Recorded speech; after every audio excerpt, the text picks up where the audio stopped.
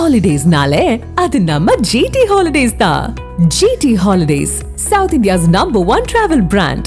தமிழக வெற்றி கழக தலைவர் விஜய் முதலமைச்சர் ஸ்டாலினை அங்கிள் என கூப்பிட்டதில் தவறு கிடையாது என இயக்குனர் KS ரவிக்குமார் கருத்து தெரிவித்துள்ளார். நான் அரசியல் எல்லாம் எனக்கு சம்மந்தம் கிடையாது, எனக்கு அனுபவமும் கிடையாது. பட் விஜய் பேசுறது தப்பா யாரும் எனக்கு படலை.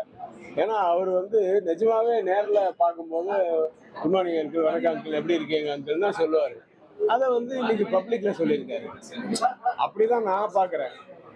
அதுக்கு வேற மீனிங் எடுத்துக்கிட்டு வேற மாதிரி ஒரு குரூப் பேசிட்டு இருக்காங்க. அது அவங்களுக்கெல்லாம் நான் சொல்றேன், அதை விடுங்க. மற்றபடி நாட்டுக்கு என்ன நல்லதோ அதை எப்படி பண்ணணுமோ அதை பண்ணா ஓகே, அது யாரா இருந்தாலும் சரி இல்லையா.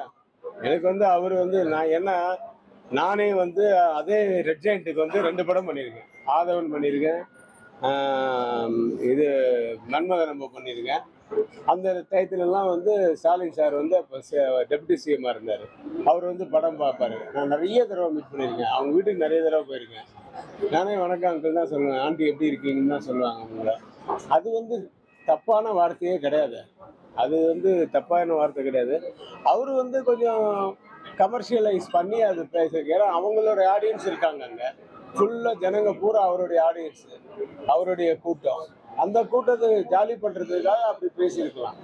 அப்படி பேசுனதா தான் நான் நினைக்கிறேன். அவர் தப்பாக ஒருத்தருக்கு குறை சொல்லணும்னு, அது குறை சொல்கிற வார்த்தையே கிடையாது. இப்போ நான் இவர் அங்கிள் தான் கூப்பிடுவேன், பாபு அங்கிள் அப்படி தான் கூப்பிடுவேன். அது என்ன தப்பு இருக்கு? அதெல்லாம் ஒன்றும் தப்பு கிடையாது. தமிழ் ஹாலிடேஸ்னாலே அது நம்ம ஜிடி ஹாலிடேஸ் தான். GT holidays, south India's #1 travel brand.